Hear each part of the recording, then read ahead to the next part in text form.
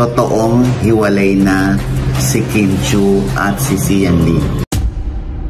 Hindi lang maamin ni Kim Chiu. May third party ba? Ito na nga, si Kim Chiu na ang nagsabi. Hindi lang maamin ni Kim Chiu. Mga ilang buwan na rin ito. Naku, oo. Siguro mga months na. May third party ba? Ito na nga.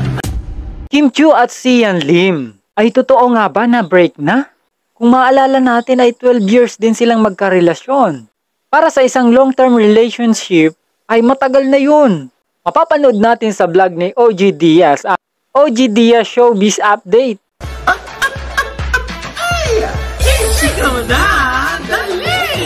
Ang pagsabing confirm na ito mula sa kanyang pinagkakatiwalaang source. Ito na nga. Si Kim Chiu na ang nagsabi. A friend of mine and a friend of Sian and Kim Chiu told me totoong hiwalay na si Kim Chiu at si Sian Lim. Hindi lang maamin ni Kim Chiu kasi nga pinoproseso pa ni Kim Chiu at si Sian Lim din, hindi mo rin siya maasahan. Siyempre, magkomento or magbigay ng kanyang statement tungkol dito. No? Pero hindi pa nila ito pinaninindigan na confirm na talaga.